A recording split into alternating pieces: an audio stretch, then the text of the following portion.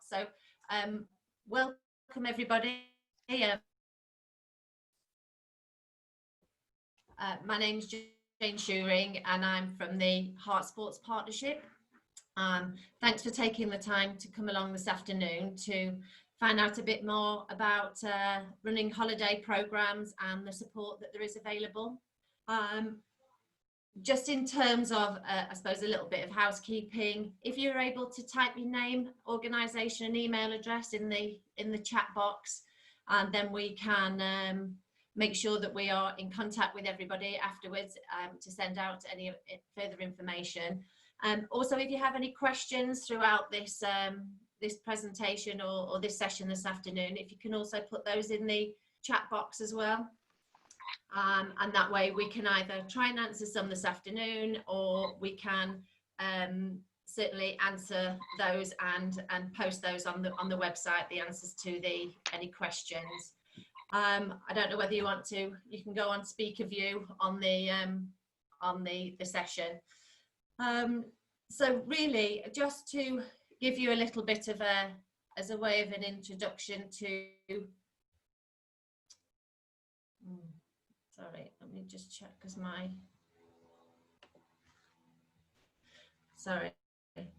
just in terms of an introduction to the session this afternoon, I'll just tell you a little bit about us for those of you who have not been involved with the Heart Sports Partnership before.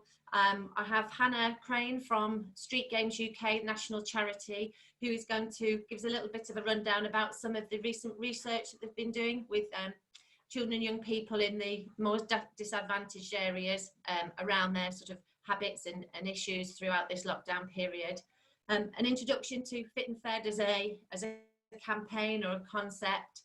And then I'll tell you a little bit about the support that ourselves at Heart Sports Partnership and our other partners can provide to you to help with delivering some of the projects, holiday projects across the this summer period.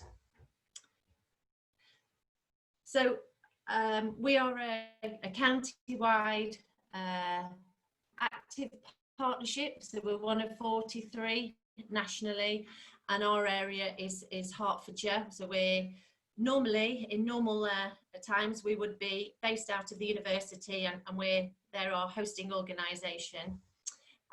We are funded by, our core funding by Sport England, and deliver on their strategic objectives around physical and mental well-being, individual development, social and community development, and economic development. As an organisation, we have our own board, and we are an unincorporated voluntary organisation, as I say, hosted by the university. Within our strategic objectives, we deliver on 4 key areas of work. So sport for social change, and that's about primarily targeting young people and improving their lives through the participation in sport and physical activity, through either taking part in sport and physical activity or through education and employment opportunities. Physical activity for well-being, which concentrates more on our older adults and those with long-term health conditions. We also do support schools, primarily with the primary schools through their PE and school sport premium, and professional development for PE teachers to enable schools to deliver on their PE and school sport education. We run the school games programme and the Daily Mile within primary schools. We also have an area of work called the Core Market, which is what we were originally set up to do, and that's focusing on supporting clubs, coaches and volunteers, so those in the traditionally community sport. But all the work we do is about reducing inactivity, and particularly in the areas of disadvantage across the county. We have been recently working on a project called Active Local, and that's about targeting the most disadvantaged areas in each of the local authority, district or borough council areas, and that's been that area has been agreed in partnership with the local authority. So there are 10 active local areas, and as I go further through the slides, I'll show you what those areas are. and our resources and our aim is about to support people living in the more disadvantaged areas, trying to increase activity and try and sort of close some of the inequalities that are taking place for the people in those areas. I'm now going to pass straight on to Hannah Crane from Street Games, who is going to provide some of the insight that they've collected over the last few weeks. Thanks, Hannah. Thank you, Jane. Hi, everybody, and thank you for letting me join. Street Games is a UK-wide charity, as Jane mentioned, and we essentially operate as an alliance of community organisations from across the UK. Free to join, and we are a network of those organisations who come together to kind of raise the voice of community sport and to try and increase the resources that go into local sports provision. So if you want to know any more, I'm sure Jane will share loads of information about us afterwards. And if you haven't already seen them, I'm sure she'll also share the research reports I'm about to talk about. What won't come as a surprise to many of you, I'm sure, is that lockdown has hit lots of people in a myriad of ways. But since lockdown started, we commenced with some research, both focusing on young people and also on the community organisations themselves. And these published reports are the kind of culmination of that research with some understanding and insight applied to them to try and work out what they mean for the sector and what they mean for young people going forward. Jane, will you flick forward a couple of slides for me? Thank you. So those are the reports, and so if you haven't had them yet, we'll share them on. And unsurprisingly, what's happening in areas of low income and where low socioeconomic groups are more prevalent is that the impact of the pandemic have been more severe. We flick on another couple of, no, one more, I think. There's a combination of implications. So the financial implications, lots of people have lost jobs or had reduced salaries or reduced working, and the percentage impact that has had in low socioeconomic groups has been much higher. That won't come as a surprise to you, I'm sure. And what that means is that those families living in poverty as we approach the summer are more, but also those families that have been pushed into poverty, who normally are what the government used to describe as the just about managing families, are actually struggling even more than we would expect because they've not dealt with the benefit system before, so they're not sure where to go and get help, they're not sure how to do things. So what's happening therefore at home is much more disrupted, much more challenging. And also you'll have seen plenty in the press around the death rates in those low socioeconomic areas being higher. And what that means is that the mental health issues are higher, the experience of trauma is higher, and that the overall kind of expectation is that those communities will take longer to recover. The young people who are spending more time at home are experiencing tougher times at home. There's unpublished research from the NHS, which we're hoping they will publish soon, that shows that the increase in families arriving at A&Es are heavily weighted into low socioeconomic groups and show serious impacts on the mental health of young people and children involved. So we're expecting that hopefully they'll publish that later this year, and that there will therefore be a government response to it. When we've asked young people what they're experiencing in terms of change of routine, these numbers won't surprise you. Highest thing that's changed in their lives is obviously their access to education, but hand in hand with that, because for most young people, education and social life go together, is that their social lives have changed dramatically. The good news in some ways is that they've noticed a change in their sporting habits, so sport is up there as things that are affected, but unfortunately we'll see from some of our other information that that's lots of the impact is unsurprisingly very negative about that. So on the next slide, you'll see that 68% of young people are doing less sport, 16% are doing more, and some of the evidence suggests that some girls have been more active because they've been able to be independently active, which suits teenage girls better, but the 68% doing less is a really significant issue. And then the next slide tells us that the activities they have been doing, and it's quite an interesting mix, unsurprisingly a massive increase in walking. We would hesitate against therefore launching into mass walking programs for teenagers. It will not come as a surprise that when you delve into that a little bit, what they tell us is that they're walking because they have to, not because they really enjoy it. But they are going walking. They've been taking advantage, certainly at the beginning of their kind of 1 hour a day, and increasingly now are walking either to kind of parks or other places, but also continuing to choose to walk if it's safer than public transport. So there is some interesting stuff in there. One of the things that we were surprised by is that only 26% of young people are engaging in online fitness. So despite the popularity of things like Joe Wicks for younger children or the kind of myriad of things you can find on YouTube, it's only about a quarter of young people who are finding that right for them. And some of that is about space at home. If you're in a house which doesn't have lots of rooms in it, then it's much harder. It's also about access to devices. So maybe there are 1 or 2 devices at home, but if you're sharing them between 4 or 5 of you, then having time to do a fitness session online is possibly unrealistic. And what they told us about missing sport, so we use the phrase doorstep sport to describe the type of community sport that we provide and that we support. But what they're telling us about missing those sessions is that, unsurprisingly, the social element is massive. So they're really missing the opportunity that those sporting opportunities give them to see their friends, to hang out. But they are also missing taking part in sport. So we're hoping, and the next slide would suggest that they expect to come back from this and do sport. Oh, sorry, that's not on here, is it? But one of the other bits of that we found was that most young people actually expect that they'll return to the same level of physical activity they were doing before. Now, for some, that will be really positive. For others, that might not be the right answer.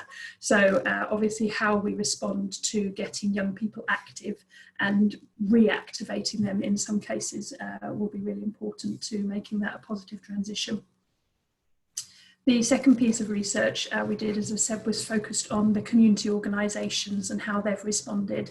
And again, many of you, this will be exactly the same story that you've had, that they've switched from what they would traditionally have been doing, possibly to working with entire families, managing and supporting physical activity at home, but also other wellbeing issues at home.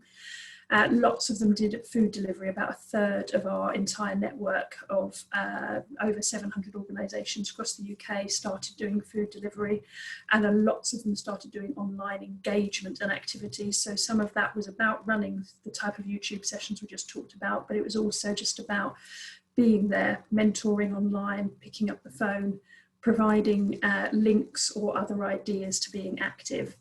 And then lots of them also put activity packs through the doors of families where they knew there wasn't enough sports equipment in the house to keep people active. And as I mentioned before, mentoring has played a massive role in what they've been doing. The particular relevance of mentoring is borne out in what we know about the mental health and well-being. So our LTOs are reporting that they've seen deteriorating mental health. Some of that's about fear and worry about the pandemic. Lots of it is about the kind of traumatic experiences that they will have experienced either at home or through grief. So young people living in low socioeconomic groups have a higher rate of social isolation and loneliness anyway, but that's gone up during this period, obviously. And then higher levels of stress, and as I mentioned, bereavement. Jane, if you'd move on one more, please. And then what's also expected to happen is now an increased amount of family breakdown. So family tensions have run high over this period of time, financial hardship has got worse, and all of those things contribute to significant levels of family breakdown. And then in the local area, obviously what our organisations, community organisations have been seeing is that the other structures that normally support that community and make up the network of support they can draw on have closed. So again, you know, schools have closed, but also workplaces, positive spaces where people go and meet and find other ways to engage with each other have gone. And so the loss of role models in particular for young people, but also just connections more generally, has really affected how people are responding. And then I think, yes, so financial pressures, I've already mentioned it, so I won't go all the way through these, but not a huge surprise to hear the financial pressures have increased. And I know part of what Jane's going to now talk about is the concerns that that raises for this summer. And then beyond that, what is starting to happen is that the level of trauma that young people and children have experienced during this period of time is likely to get recognised as what's called I've blanked on the ACEs, the ACEs acronym, but an adverse child experience. Thank you, apologies. So this kind of pandemic experience is likely to mean that we have an entire generation of young people who have what's called an adverse childhood experience.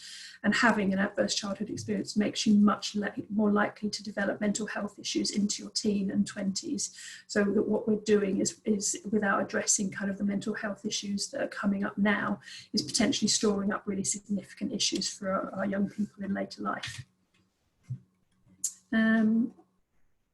And then I think just the final slide there from me is just about the support needs that our community organisations have asked for, and so this is what we're trying to do to respond. And I suspect many of you will be accessing this kind of support through the active partnership already, but hopefully we echo that experience that the need for investment and to help fundraise for those community organisations has been significant, that they're really keen to share ideas. And they want to be listened to and to listen to each other's experience. So we're trying to keep that balance of practical support and making sure that we understand what's happening in local communities to advocate for it nationally. And I think, Jane, if there are any questions, I'm very happy to kind of either answer them now or to take them afterwards, as you suggested with the chat box. Thank you, Hannah. Thanks very much. And I think it's, you know, really important for us all to understand what some of the issues are that the young people are facing at the moment. And it's, you know, fantastic to have this level of insight from the research that Street Games has done. Hannah's not staying for much longer. She's managed to squeeze us in for this presentation, which we're very grateful for Hannah for coming along today to do this. If you do have any questions around this research, can I suggest if you put them in the chat box, and then we'll pick them up afterwards with Hannah and make sure that you get an answer to your question. So thank you, Hannah. It has been really useful and really important for us to understand some of these issues that are facing young people at the moment. Thank you. No worries. Thanks, guys. Have a good day. Thank you. Thanks, Hannah.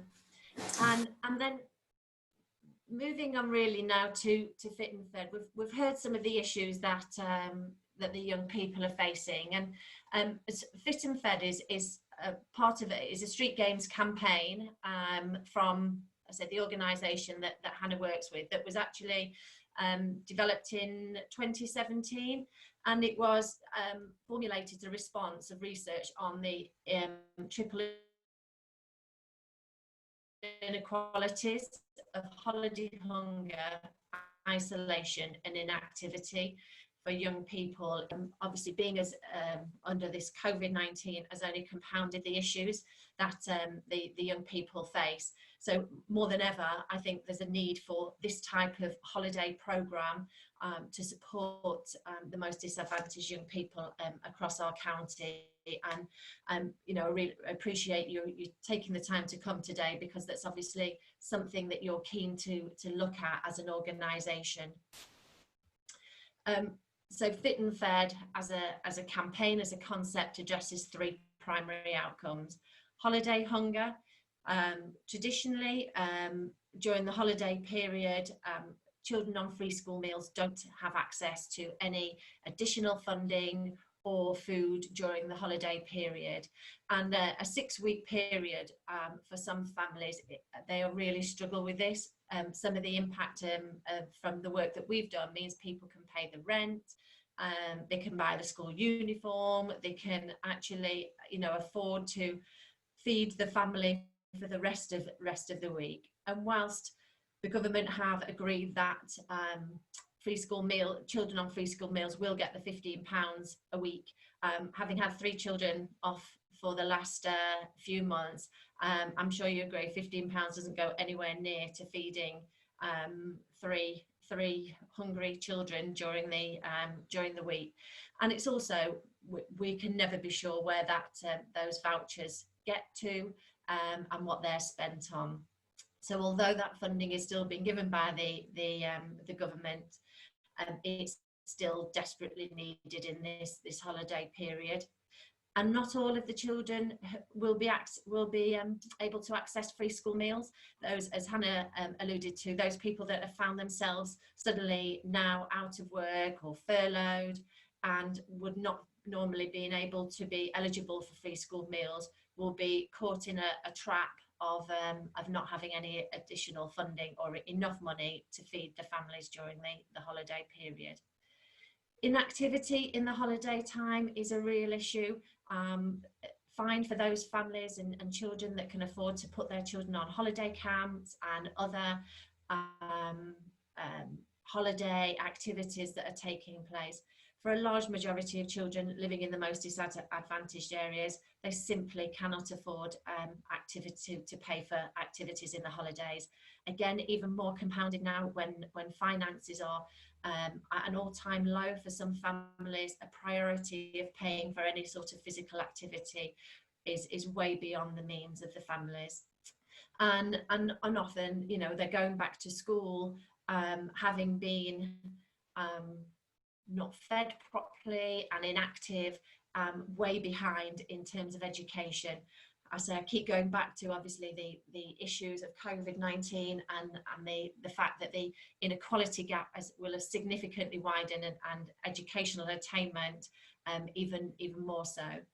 But also it's about social isolation for young people, and it's important that they have the access to opportunities to mix and make friends with other children and young people during that holiday period, which often they can be looked after by grandparents and not being able to be taken out, or the parents are working, and unfortunately a lot of children end up having to long periods in the home. So Fit and Fed as a concept, it can be run in any setting. Schools, parks, open spaces, community centres, colleges, youth centres, fire stations, libraries, churches, leisure centres.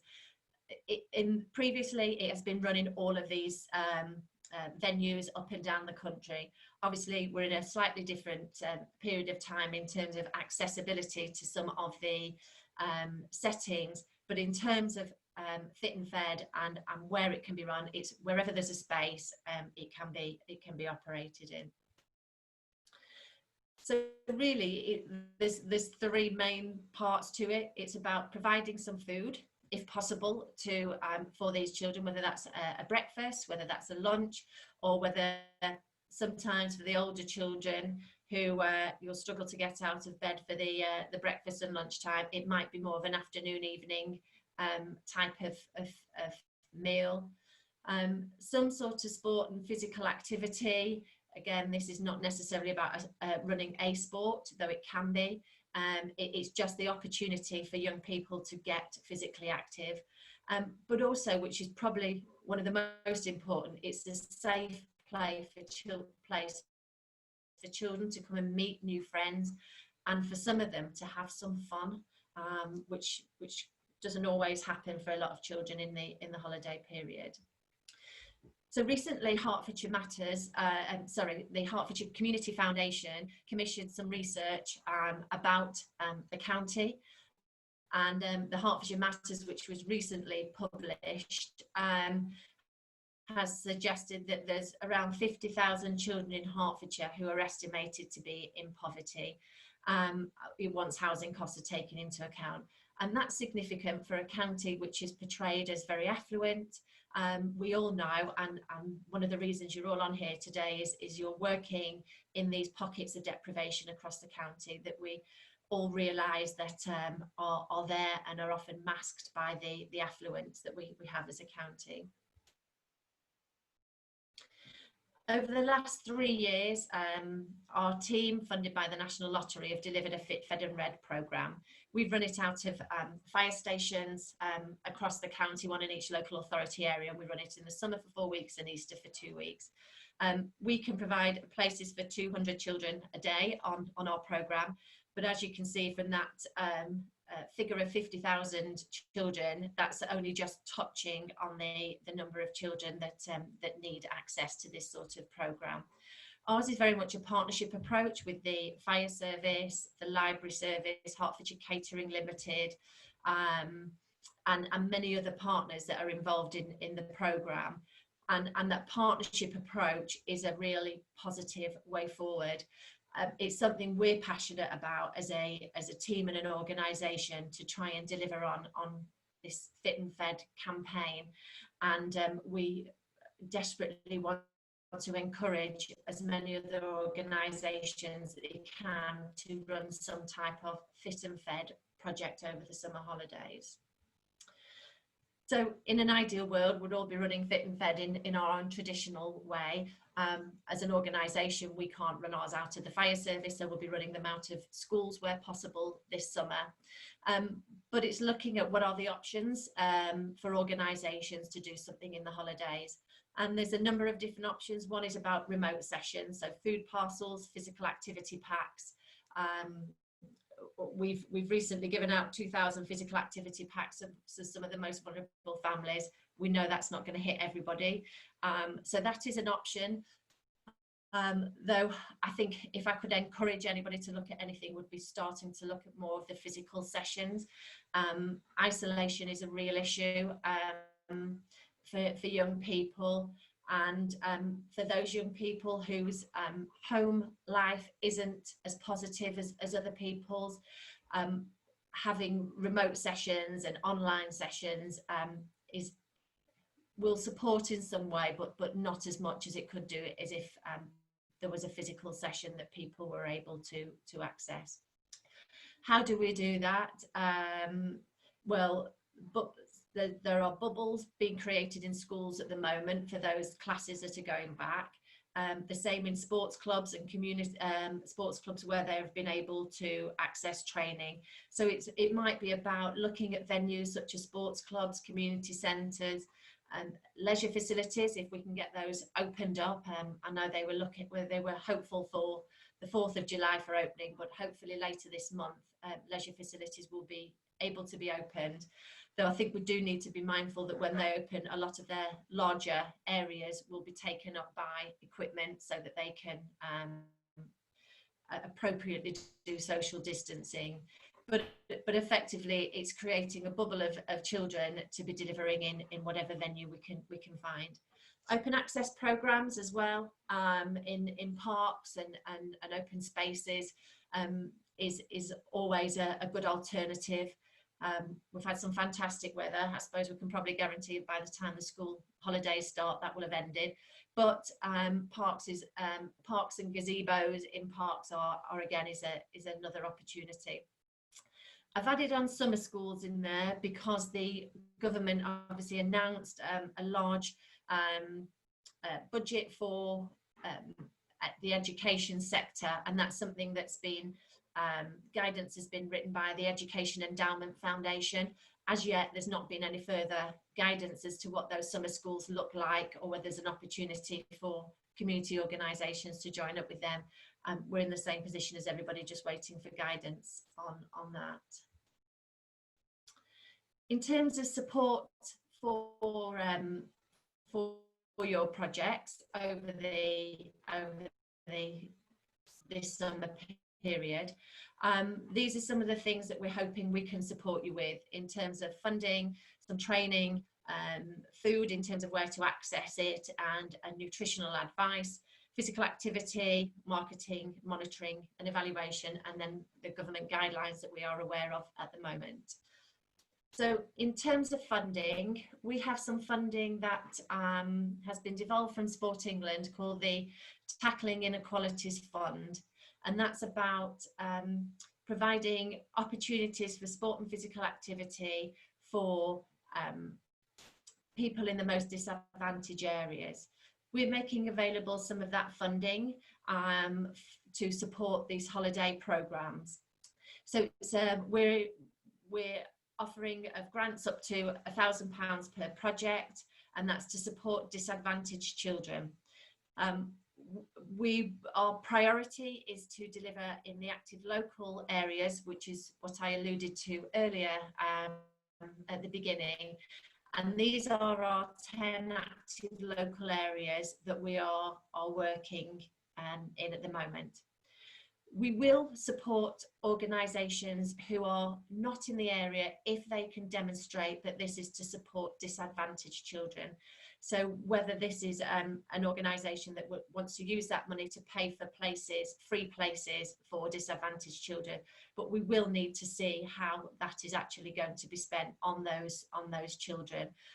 This is not really just to be paying for a scheme anywhere in the county, and that the contribution to that funding can be used for equipment purchase, maybe staffing, facility hire, but I do need to reiterate, this is a sport and physical activity fund, so the funding that we would provide would be to contribute to a sport and physical activity holiday programme.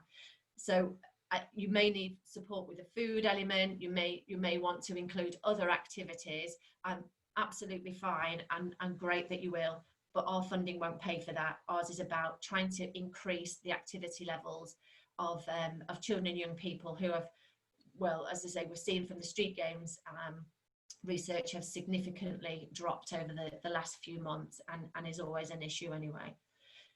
There are a number of other funds that are available, either local funds in local authority areas or different funds, and there will be details of those on the website as well. So it might be that actually the funding that we can provide is just a contribution towards your overall cost, which can be made up by other funds, and both are the Tackling Inequalities Fund information and a short application form, and details of other funds will be on our website. In terms of training, we have worked with our partners at ProAction to get a membership fee. They've given us a reduced membership fee, and that will mean that you'll be able to have access initially to a disclosure and barring service. So anyone that hasn't currently got access to a DBS service, or needs to or needs somewhere to get their DBS through, it will be an online service. And from my understanding is that a lot of logistics you will do yourselves, but through this service. It will also give you access to a free food hygiene and food allergens course. Now normally that's for that membership will be £85. Through our fund we will provide that membership to you free of charge, and that will then be a 15-month membership that you will have with ProAction. So from now till September it will be there are other online services in terms of health and safety that you can access, and from September onwards there will be a wider offer for the membership. So even for using it for this period, but for the rest of the year, they're a great organisation to support you going forward. We have a Safeguarding and Protecting Children course, again, that we're funding, so there will be places free of charge on that course. One of the key things is about making sure that we are meeting the appropriate guidelines, DBS, and that we are, as I said in one of my earlier slides, a safe place for children to be. So it's really important that you have team members that have been on a Safeguarding and Protecting Children course and have gone through the appropriate safe recruitment processes. Again, on training, we've also got 3 other courses. Again, we can provide a place per organisation on. The first one is getting young people active remotely. So this is sort of an adaptation from a Fit and Fed activator training on how to promote activities safely during this period. Obviously, we're not in a position at the moment to run all the activities at as we have done previously. So it's a remotely organised course, and again, the details are on our website to book onto that course. Managing children's behaviour, that's another course. It's often one that we're asked for, and for people needing support during holiday programmes. So again, that course is available for you to book on. And coaching for life skills, this is a fairly new one, and it's about sort of ways of involving sort of education into play and through your programs. And probably now more than ever is needed. There's, you know, for some young people, they've not been able to do any education over the last few months. They might not have had access to IT or the support within their home environment to do that. So it's about how we can try and give children a little bit of educational support without it being lessons. There's 3 parts to this course, and it's online. So we will give you the link to do that, and at your leisure you can go on and do this course. So there's some really good training there that hopefully you'll see the benefit of for your organisations. If, as I said, in order for us to deliver it, obviously we can only do 1 per course. If this is one organisation per course, if this is something that you think you go on and you think it would be valuable for all your team members, then what you can do is when you apply for the funding, write that into your funding if you want a course purely just for your organisation, and we're happy to try and coordinate that for you. But at least at the moment we can try and offer it per organisation. In terms of food, if you are considering doing food, and I hope and I would encourage some of you to look at that. I realise it's not without its issues trying to provide food at this moment in time. You will need a level 2 food hygiene certificate for your organisation. Apologies if I'm telling you things that you already know. I know we've got a variety of different organisations here on this call today. But in terms of, I say, you can get that through your ProAction membership. We try to advocate for school meal standard food. Again, we are not suggesting you have to do that. If you can try and replicate the standard of food that is being available in school, absolutely fantastic in terms of the healthy meals. And Hertfordshire Catering Limited, who are one of our key partners, who are the food catering service for schools, the primary school catering service across Hertfordshire, have agreed to run a webinar for anybody to try and understand and unpick what it means for school meal standard. But more realistically is how you can do that, how you can able to deliver that in some of the venues that you got. It might be a community centre kitchen, it might be picking up food from a food bank, and how you're able to actually utilise what ingredients is available to you to provide this. There's also information around where to source food and some of the local partnerships you might need to think of. Some areas they've simply gone round to all their local shops who have been happy to make contributions. Again, I know some of the shops have been struggling in themselves, so that might not be available, but food banks and other food waste organisations, where there are opportunities to source food for this programme. Sport and physical activity, obviously for us as a sports partnership, this is our a priority for us to ensure that we are keeping young people active, both for the physical well-being and the mental well-being. You know, I don't think it's disputed the fact that the benefits of sport and physical activity for the mental well-being of children and young people, well, people in general. So we are keen to make sure that there is some sort of physical activity done where possible across the county. This doesn't have to be traditional sports if you're not that sort of organisation. And I appreciate on this call there are some sport-specific organisations, clubs, governing bodies who will be looking at their own traditional sports, which is absolutely fantastic to see. Keen to look to see how you can get involved in this sort of programme. But there are also other organisations where sport and physical activity is just not your bag, and partly that's why we want to provide that training session to help you to do that.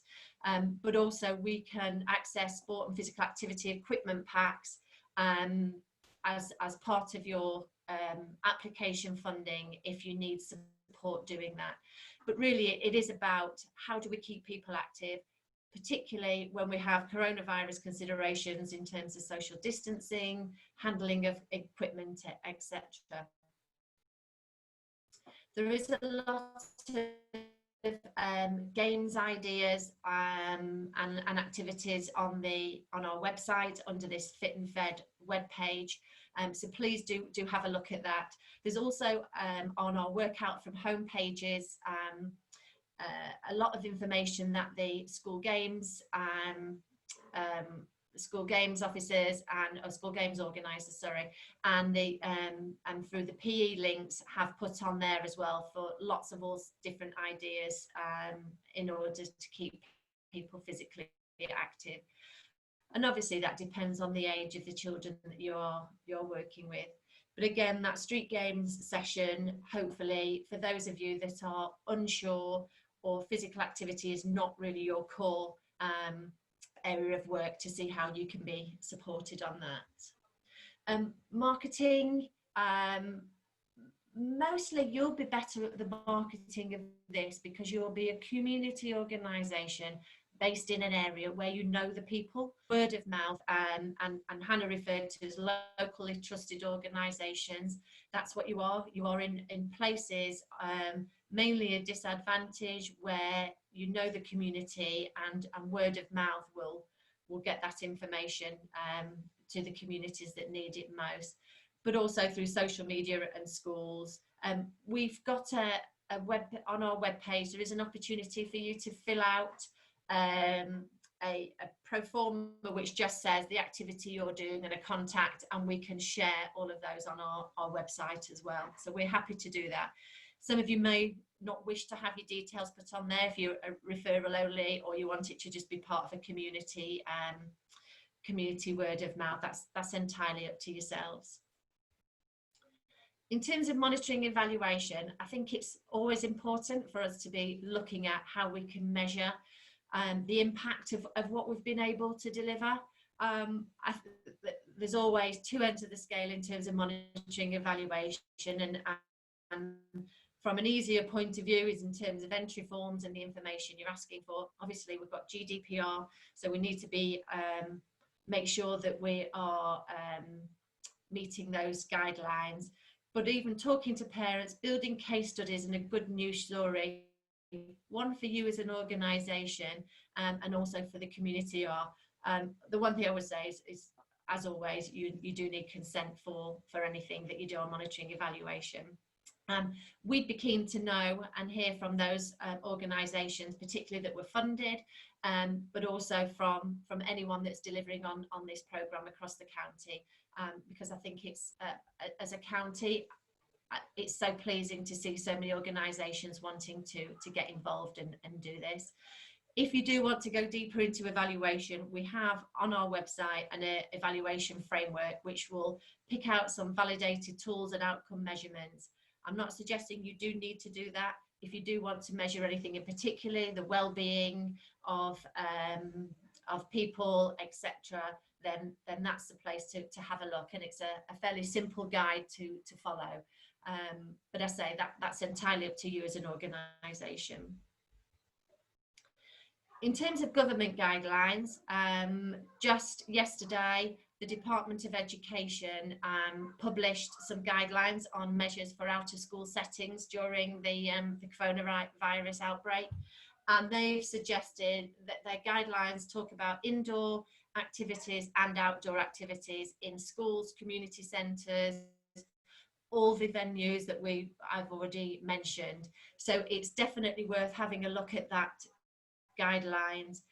Largely it's focused around risk assessing the activities, talking about putting people into groups and pools of people. There's also some guideline that UK Active had produced prior to the Department of Education guidelines on the safe delivery of children's activities. Again, it's very useful in terms of a step-by-step guide of things that you will need to consider health and safety during this period. So they will be on the site, on the website for you to have a look from. I don't know these in detail enough, particularly Department of Education, to give you any guide and anything on that today, but it's definitely worth having a look and following those guidelines. So in terms of next steps and following this website, this webinar today, the Fit and Fed page on the HSP website, there is lots of information on there, lots and lots of things, how to link up for training, how to apply for funding, etc., etc. On there is also a link to the street games, where there is an opportunity to sign up for a resource pack on Fit and Fed, and that's very comprehensive. So there's even more information on there. All you need to do is just click on the link on the website, sign up, and they will email you by return a link to get the resource pack there. There's no obligation for it to be a Fit and Fed program, but it's really good to a useful pack to have on there. Sign up for the Pro Action membership. Again, details on the website. That in itself is just a great opportunity to be part of the Pro Action network. Both over the summer holiday period and the course of the year, they'll have some great support for you as organisations. Book your training sessions. We do ask one organisation per course.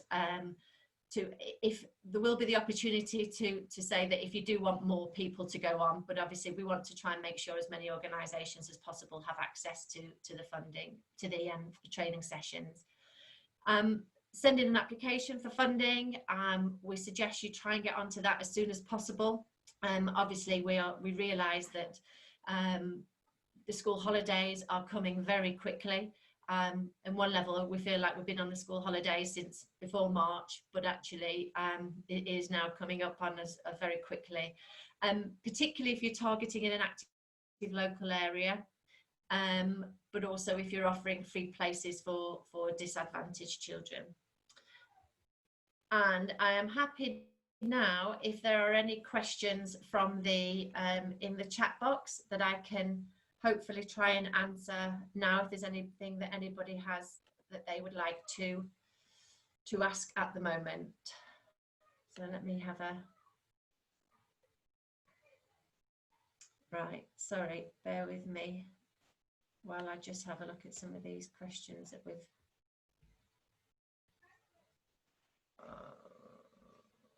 right.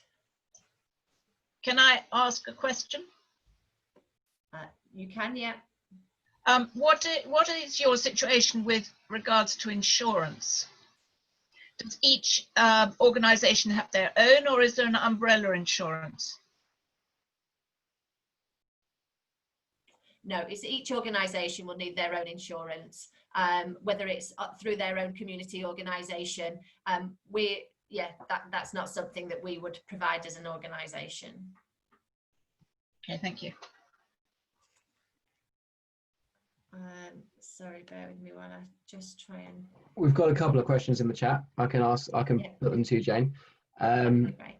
So Hannah has asked, if we do run a project, do we have to call it Fit and Fed? No, you don't need to call it Fit and Fed. That's the campaign. I think it would be nice if people could put the Fit and Fed logo on it to show that it's part of it and supported by it. But you can call it your own holiday program. Thank you. Caroline, towards the start, when Hannah was talking, asked what age the data from the Street Games report was based on. I've had a look during the webinar. That was with 16 to 19-year-olds, that specific piece of research. And it is available on their website. You can download the report, but we'll also link that to the Fit and Fed webpage, so everyone can have a look a bit deeper into the statistics and stuff that Hannah was discussing earlier. And then I don't think there was any other specific questions. Oh, well, Geraldine, towards the end there, said, with all the people here wanting to do this, can we not band together in local areas, and could you help connect us all? Yeah, we're happy to connect you, of course, and I think that's a great idea. I think what we do have is, as I say, we have the form on the website, and perhaps if you just fill that form out, even if it's a consideration that you're going to be doing, we'll alter that to make it a consideration, and then one for definite dates that you've got, because I agree, you know, there might be one area where lots of people are doing something and another not, so yeah, we can do our best to try and connect people up. And just to check, I mean, if you are, especially if you are in an active local area, that is active local in its simplest form, is getting everyone working together, so we can link people into their local active local networks through the work that Jamie's doing with that for this project and beyond, in terms of everyone working together.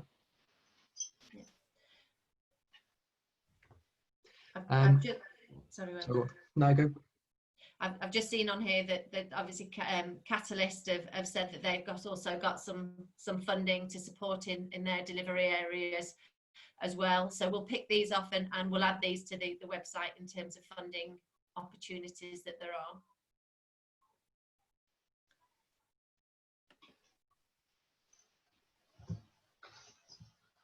Are there any more questions in the chat?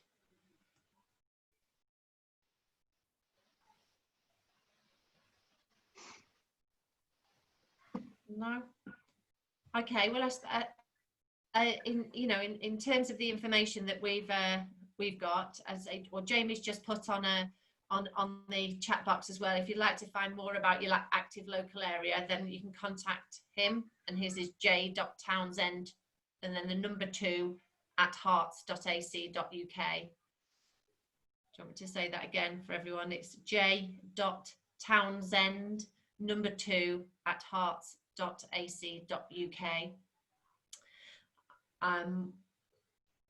As Will said, you know, that the active local is about working with community organisations in these areas to try and link people up and to try and deliver on a sport and physical activity to plans. Are there any more questions that I can help with here and now? I realise there's quite a lot of information that's been given to you this afternoon and over the last hour. So I'll give you time to digest that information. We'll send out, there'll be a recording of this webinar put on the website as well, and the slides from today's session. And please do take the time to have a look, you know, after you've had a think about how it might work for you as an organisation, to see whether we can help you and support through the things that I've suggested today. And sorry, I'm just picking up on a question there. Yeah, so just any support that we can provide to you, we would be keen to do. Stuart's just put, is the project 4 hours, 4 days and 4 weeks? No, it's not, Stuart. I think that was something that was previously talked about through Department of Education funded programs, which is not what this is.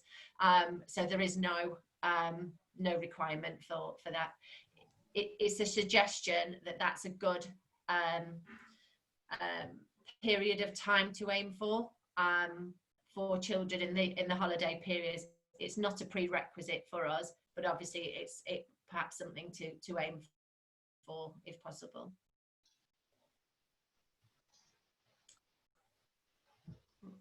Okay, well, if there's nothing else from anybody, good luck with your planning, and I really hope that we can support some of your organisations to deliver across this holiday. We know that there's a real issue, there's a real need for this, and anything that you can do to help and assist, and we can do to help and assist, would be absolutely fantastic for those children that need it most across the county.